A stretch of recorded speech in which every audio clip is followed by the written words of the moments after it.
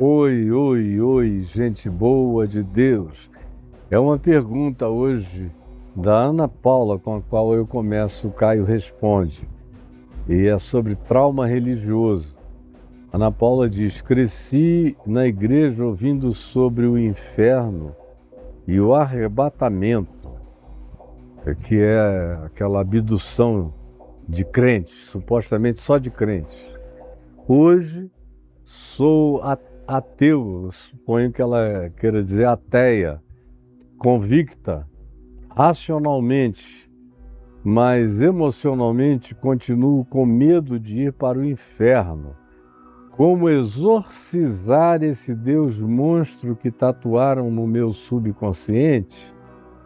Ana Paula, a primeira coisa é que crescer realmente num ambiente como esse, eu suponho que a sua igreja tenha sido uma igreja de natureza pentecostal, ultra escatologista, com muita pregação de pavor sobre a volta de Jesus.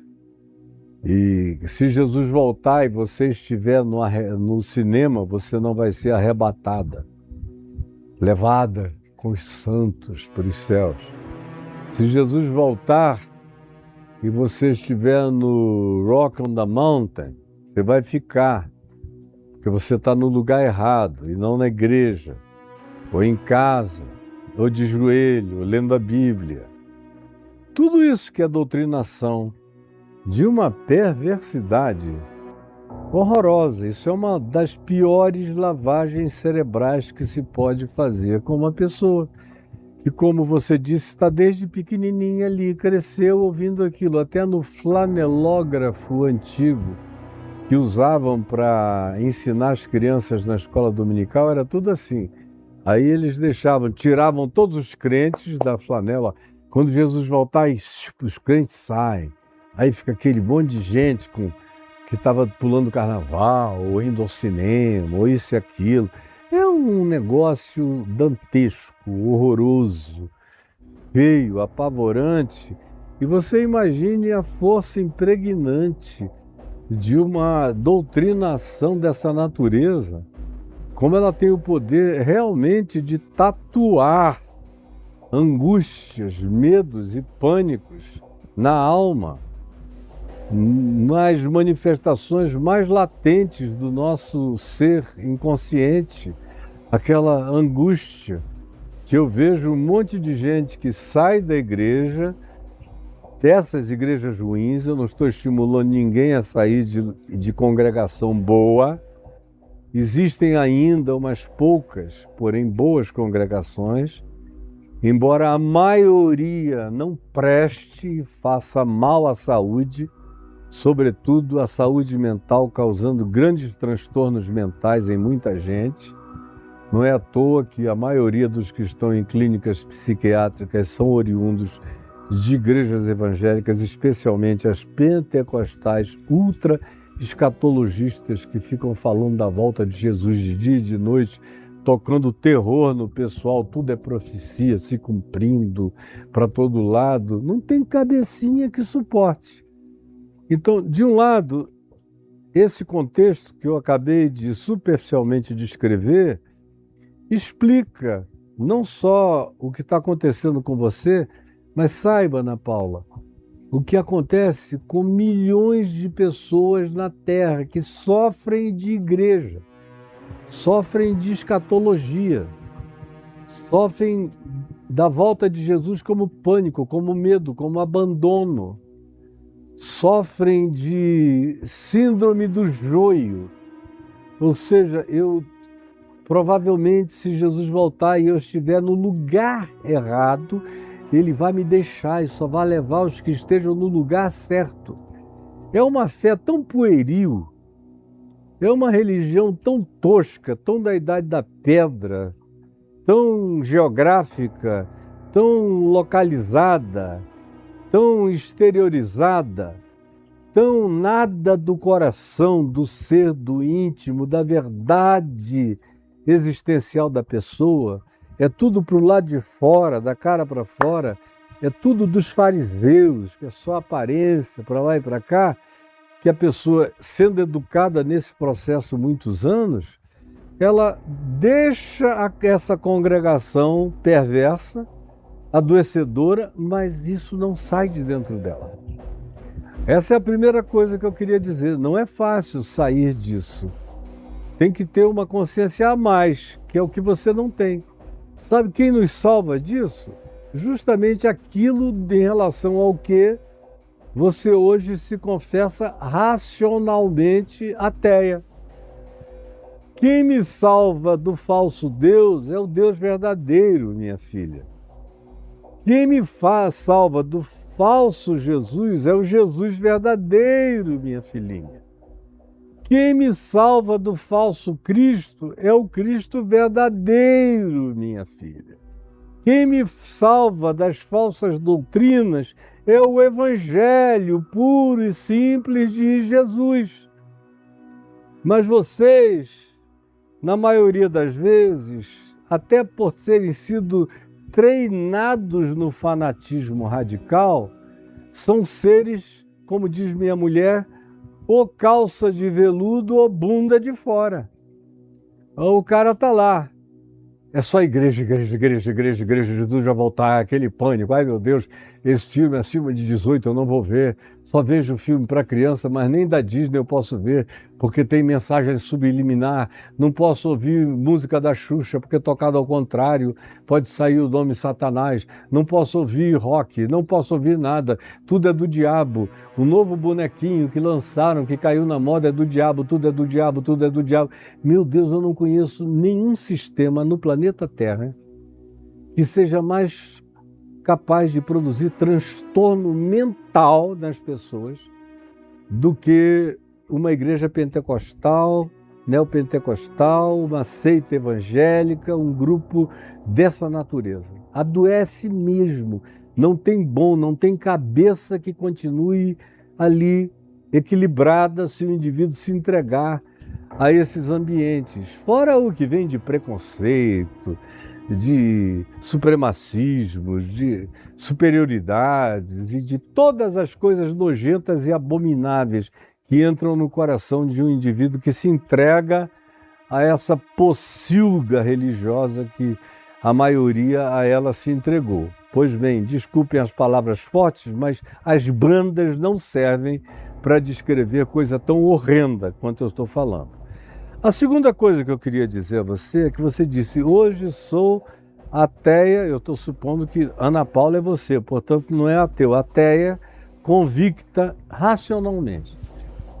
Isso já é uma contradição de termos do ponto de vista filosófico, porque filosoficamente ninguém consegue ser ateu racionalmente. Racionalmente eu não consigo nem explicar a minha existência no universo deixando Deus fora da equação.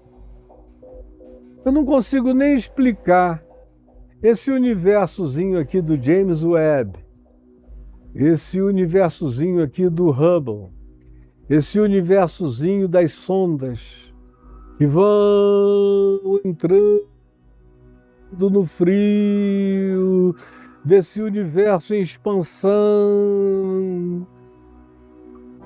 Não consigo explicar. Os nossos melhores cientistas com os melhores equipamentos, gastando bilhões ou até trilhões para ver se conseguem chegar a uma equação, não chegam. Eles têm a presunção de dizer, não, agora nós vamos chegar na partícula de Deus. Chegam lá e é só uma partícula, não tem nada de Deus. E o problema se transfere para algo mais profundo, para algo mais metafísico, para algo para além do racional. Então, você não consegue explicar nem a sua existência aqui no planeta, você não consegue racionalmente explicar para ninguém, nem para você mesmo. Então, usar essa expressão, me tornei ateia, convicta e racional. Convicta pode até ser, porque qualquer estupidez pode virar convicção. Especialmente quando a gente sofreu um trauma de alguma coisa, você pode optar por uma convicção que seja o oposto daquilo que traumatizou você, mas vai ser algo dogmático, é uma convicção dogmática, é um ateísmo dogmático. Todo ateísmo, preste atenção, é dogmático. O cara foge da religião dizendo que vai ser ateu e cai num dogmatismo ateu. Na religião da não religião, no Deus do não Deus, mas que é também um abraçamento de fé, de convicção de fé, porque não é racional, minha filha. Einstein sabia que ninguém conseguiria chegar a essa equação com racionalidade. Deus não é equacionável. Qualquer pessoa que tem um pouco mais de inteligência, sabedoria, percepção, conhecimento filosófico, metafísico ou intuitivo, sabe que em Deus param as convicções de natureza racional.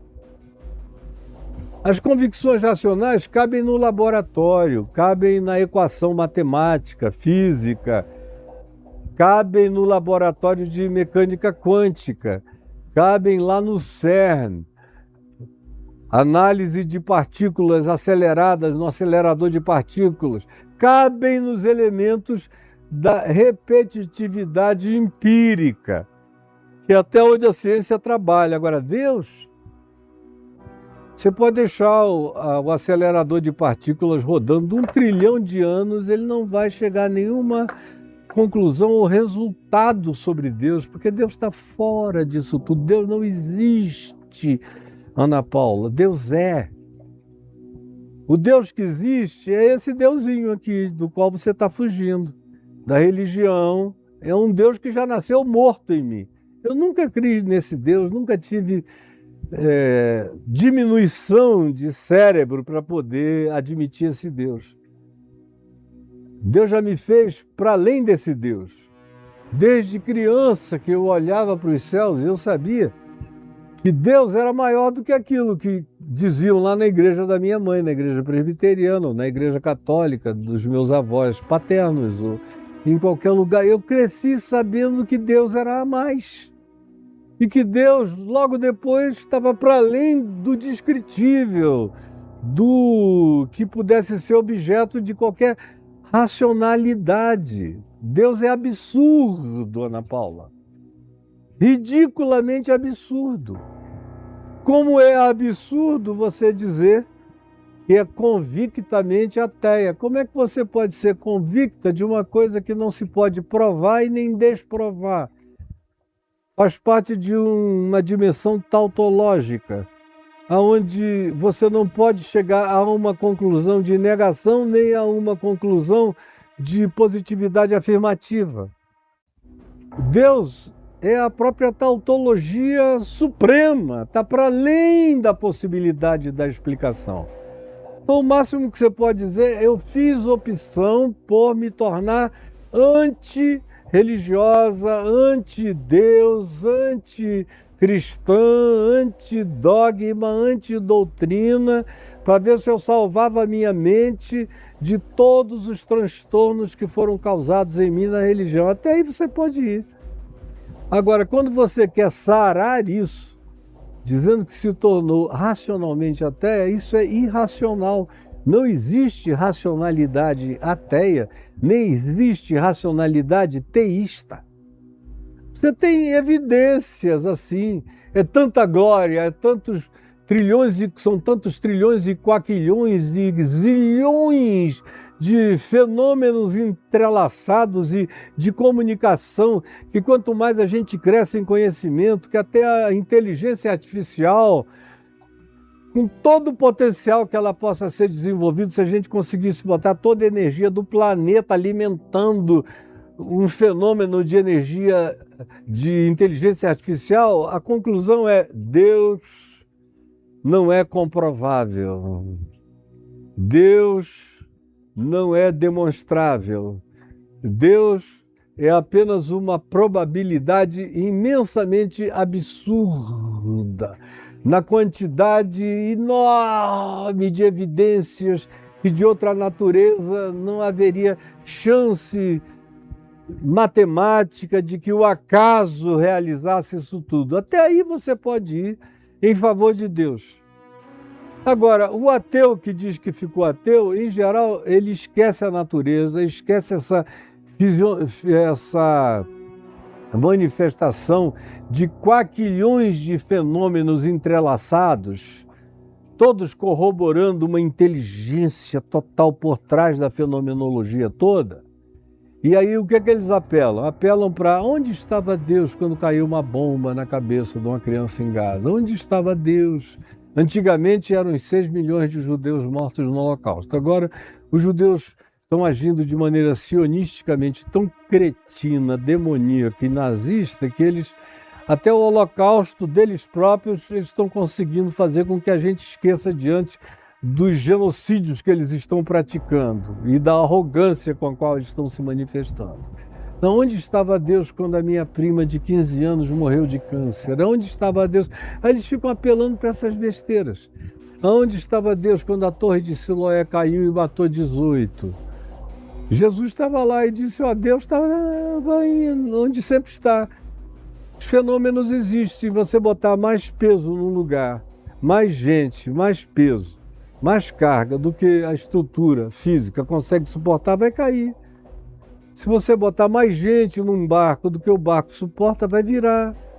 Se além de muita gente vier um banzeiro com vento forte, soprando para lá e para cá e as águas entrarem em convulsão e a carga humana é a pior de todas, pende para um lado, corre todo mundo para o outro, aí daqui a pouco pende para cá, já está todo mundo aqui, aí vira e emborca, aí vem você e diz, onde estava Deus, onde emborcou? Porque todo mundo também, até no ateísmo, eles demandam um Deus que ficasse ali, puxando o barquinho para lá e para cá. Não. Essa doença não pode pegar na prima do fulano, nem do filho de não sei quem. São questões que eu já também nasci para além delas. Pode dar câncer em mim, eu posso morrer com dor, pode acontecer o que tiver que acontecer comigo, isso não tem nada a ver com Deus. Foi uma artéria que entupiu, foi comida errada que eu comi, foi um acidente que eu sofri. Tudo, a fenomenologia cósmica não é objeto de um intervencionismo de games. A maioria quer um Deus que fique jogando game aqui. Era melhor vocês até esquecerem a Bíblia e adotarem o universo holográfico, onde deve ter alguém por trás jogando gamezinho. Agora joga uma bomba lá para ver como é que eles reagem, aqui e ali. Mas, na verdade, conforme o Deus verdadeiro é, tudo isso que você colocou aqui, na primeira parte é verdade, o condicionamento, a lavagem cerebral é poderosa. Agora, a segunda parte faz parte da tua doença, que é ter se tornado, supostamente, ateia convicta, racionalmente. Não é racional. É dogmaticamente eu assumi que eu sou ateia. Para me livrar da religião, eu me tornei ateia. Mas aí é a mesma doença, brigando uma contra a outra. Na outra lá, você ganhou convicções horrorosas para a sua vida, por causa da lavagem cerebral, que quase adoeceu você ou adoeceu você. Está presente aí na sua alma. Aí, para se curar disso, você decreta, Deus não existe, isso agora é uma convicção racional. Mas se eu bater 10 minutos de papo com você, você vai se sentir estúpida. Porque eu vou te fazer uma pergunta, 2 perguntas, 3 perguntas, você vai ver que não tem um pingo de racionalidade no que você chamou de convicção racional sobre a inexistência de Deus. Nem você, nem filósofo nenhum, nem especialista nenhum, nem gênio nenhum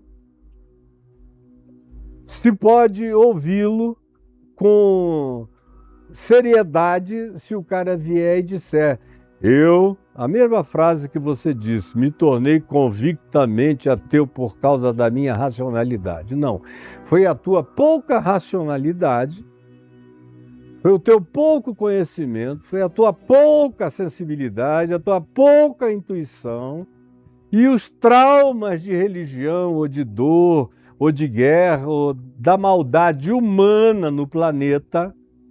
Porque se você esquecer a presença humana no planeta e você pensar só na harmonia da criação, da natureza e dos fenômenos cósmicos, você entra em estado de perplexidade, como Kant dizia.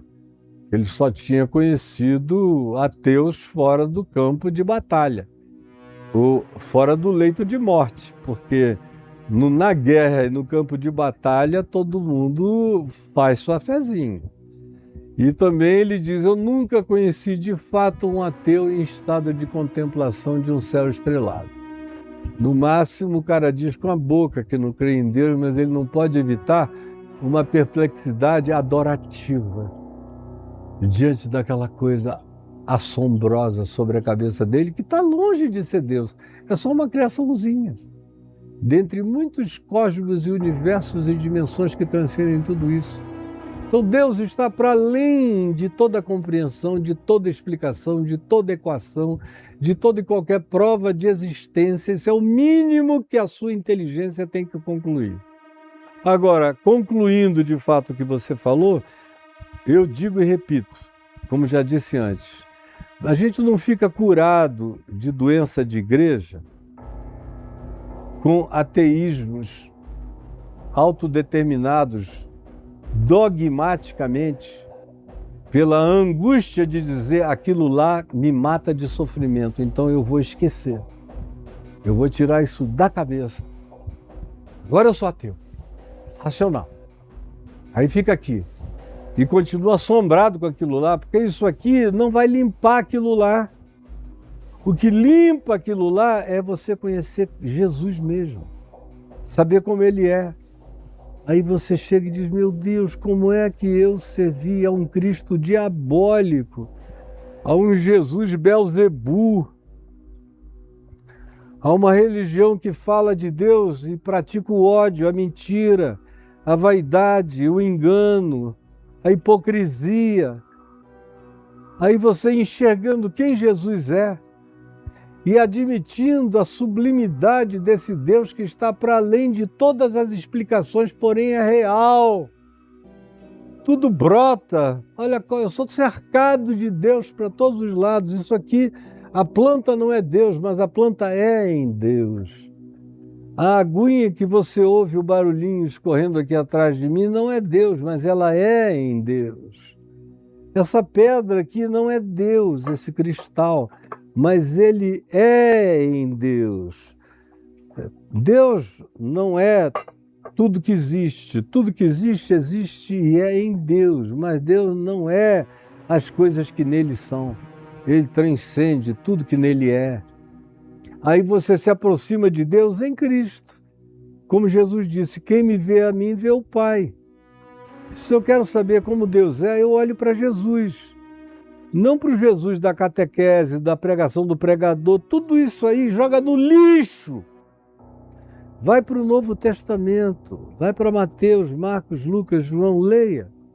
Leia como ele ama pecadores, como ele abraça prostitutas, como ele acolhe os marginais, como ele toca nos desprezados, nos desprezíveis, nos que provocavam nojo nos demais, como ele não faz acepção de pessoas, como a graça dele se estende na direção de todo aquele que queira e até abraça todo aquele que não quer também, porque ficou traumatizada como você. Você está pensando que o Deus verdadeiro não entende você? Se eu que sou essa coisinha, porcariazinha aqui, te entendo. Te entendo do avesso, minha filha. Imagina o Eterno. Sabe tudo sobre a Ana Paula, a dor da Ana Paula, a angústia da Ana Paula. Era igual o meu amigo Betinho, que foi uma das figuras públicas mais importantes dos anos 80 e 90 aqui no Brasil, em atividades sociais. Fomos próximos, fomos amigos, fizemos inúmeras coisas juntas, com muito carinho e amor. Ele se dizia ateu. Até um dia que eu disse para ele o que eu estou te dizendo aqui. Eu chegava no escritório dele, ou ele no meu, aí ele sempre puxava assunto de ateísmo e de Deus. E eu não dizia nada, eu só sorria para ele, tinha aqueles olhos verdes lindos, ele magrinho, sofria de AIDS, porque pegou numa transfusão de sangue, porque ele era hemofílico, ele e os irmãos, e aí pegou AIDS, acabou morrendo da AIDS. Naquele tempo não tinha todo o recurso que a gente tem hoje em dia. e faleceu. Ah, pena. Mas houve um dia em que ele sentou no meu escritório, ou eu no dele, não me lembro, e aí ele puxou na mesma hora o assunto do ateísmo. Aí eu falei, Betinho, a minha convicção é de que você, cara, é um crente traumatizado. Quem foi que te fez mal? Aí ele falou, eu fui criado num colégio católico no interior de Minas. E era cada padre canalha, safado, que gostava de bundinha de criança, que eu vou te dizer, e eles mandavam a gente ajoelhar para orar, eu já ajoelhava com a mão no rabo, com medo que chegasse um bicho daquele com batina atrás de mim, e ainda botava um Cristo na minha frente de batina, eu digo, tem viado na minha frente e viado atrás de mim. Então eu não quero saber desse Deus. Fui para um analista durante anos, cheguei a uma conclusão com o analista que eu precisava esquecer de Deus para poder não ficar doido. E aí eu me tornei ateu. Falei, nem tanto, né? Porque eu é que sou o crente, eu é que prego o evangelho, eu é que creio, eu é que falo de Jesus e não fico puxando esse assunto com você. Nunca puxei esse assunto com você, mas você puxa esse assunto comigo o tempo todo, me mostrando que você se tornou apenas ateu de dogma, ateu de trauma, ateu de antítese, sem síntese. Mas a maior prova que você não fez uma síntese disso até hoje é que você senta na frente de uma pessoa que para você é sincera e representa o que possa haver de sincero em relação a Deus e puxa logo esse assunto. Então esse é um assunto totalmente não resolvido dentro de você, meu amorzão. Não está resolvido, Betinho. E dali para frente tivemos conversas tão produtivas que ele pediu que quando ele partisse eu fizesse parte de quem iria sepultá-lo. Aí fomos eu e o Frei Beto, que era amigo político dele. Eu era um amigo mais de natureza espiritual. E fizemos o funeral dele com todo carinho e amor, porque ele partiu daqui, no mínimo, com soluções que começaram a pacificá-lo na alma e no íntimo e no ser. Pelo menos foi aquilo que ficou claro para mim. Então deixa eu te dizer, a resposta é essa. Você não vai ficar curada disso com a negação disso. Aceite que tudo isso que te traumatizou é verdade e é pior ainda. Você é do jardim da infância dessa canalice. Eu, meu Deus, já trabalhei no esgoto de Londres do século XVI, da religião, no meio da porcaria, dos dejetos mais podres da terra, ali. E, não ficou nada em mim. Por quê? Porque eu estava habitado pela verdade de Jesus. Eu não tive que tentar ficar ateu para me salvar de qualquer coisa, porque eu já entrei nisso sabendo quem era Jesus de verdade. Então eu aconselho você a entrar aqui no YouTube e fazer o meu curso de Mateus, que está disponível aí, do capítulo 1 até o 28. São 3 anos de exposição minha falando sobre Mateus, 1 hora por dia no mínimo, 1 hora por dia, na sequência, explicando quem é Jesus. Olha, não tem ninguém que entre ali e não fique apaixonado. Agora, tem gente que está correndo muito, é ansiosa demais, tem pressa demais. Se você não fizer um milagre que conte tudo isso para ela em segundos instagramianos, ela não aproveita nada. É para gente que está com sede, com fome, que quer verdade de Deus, aí vá fazer Mateus comigo. Eu duvido que você suporte a fascinação que Jesus vai provocar no seu coração, no seu e de qualquer um. Tá bom, minha querida Ana Paula? Eu paro aqui por hoje e quero só dizer que você está vendo passar aqui um CEP, aliás, é uma pessoa física, CPF, é uma pessoa física, escrito Caio e Adriana. É um Pix pessoal e particular, que amigos pediram para eu colocar aqui, eu coloquei e de fato tem ajudado bastante a mim e a minha mulher no nosso dia a dia. Se você quiser fazer parte disso, fique livre. O outro Pix, que é o CNPJ passando aqui, para esse eu peço muito que você colabore, porque é com ele que a gente faz esse ministério se expandir, crescer. A gente paga salários, fornecedores, troca equipamentos, faz tudo que a gente precisa fazer. E eu preciso de você, porque sem você e sem sua cooperação feliz, alegre e espontânea, a gente não consegue fazer tudo que faz e aonde a gente quer chegar e vai chegar, porque com a graça de Deus você vai ter a alegria de participar e de nos ajudar. Também eu peço que você entre no caiofab.com.br/cursos e escolha um curso para você fazer. Eu sugiro a você o meu curso Reconexões.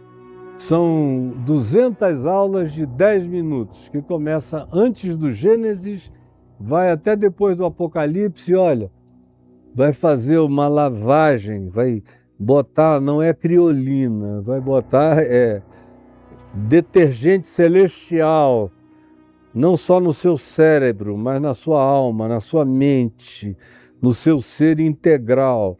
Vai lavar você e você vai ficar e receber um aplique de Jesus no seu entendimento, não de um Jesus que fanatiza, mas de um Jesus que desfanatiza, que abre o entendimento para você ser de Deus em qualquer lugar do universo. Andar em espírito e em verdade, com lucidez e com compreensão. Está aí, Reconexões, caiofab.com.br/cursos, tá bom? Beijão e até o nosso próximo encontro. E então, vá!